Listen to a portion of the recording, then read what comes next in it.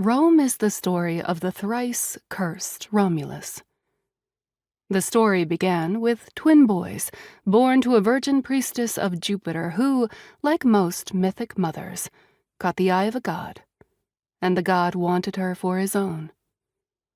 War was coded into the city at a genetic level when Mars, the god of war, saw the beautiful Rhea Silvia amongst the fields of Alba Longa and decided to take her right there and then. She had no say in the matter. Neither did she have a say when the twins she had birthed were taken from her and put in a reed basket next to a river that burst its banks.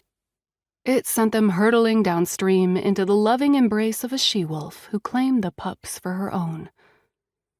She could have been a real wolf, or a lupa of the local lupinare brothel. As fates would have it, and the fates always got their way, she was both wolf and prostitute, and the sons she raised on her milk were afflicted with the same curse she was. On a full moon, they would run as wolves, and so Romulus's first curse was laid upon him. War gods, peasants, wolfmen.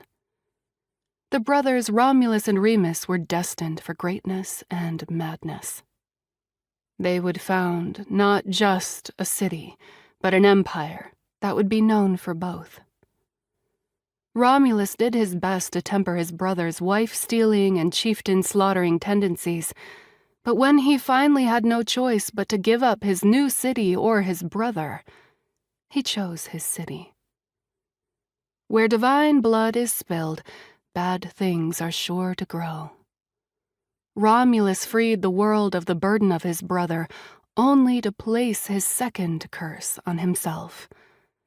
The murderous act tied him to the very fabric and fate of the city itself, Rome in both name and nature. In order to populate his new city, Romulus opened up his gates to all of the outcasts of the world without resorting to capturing slaves like his brother had tried. The exiled princes, scholars, and rich merchants came, but so did the poor, the dispossessed, and the criminals. With the thieves came Laverna, goddess of the outcasts, the unwanted, the liars, the tricksters, and the underworld. Romulus soon discovered there would be no getting rid of the queen from her throne of bones, so they bargained that he would rule above ground, and she would rule below. For thousands of years they tested each other's boundaries, snarling at one another but never going for the killing blow. Despite the occasional riots and burning down of the city when Romulus pushed Laverna too far, the uneasy peace was held. Romulus's third curse was that the wolf inside of him was in love with Laverna, and it was done waiting for her.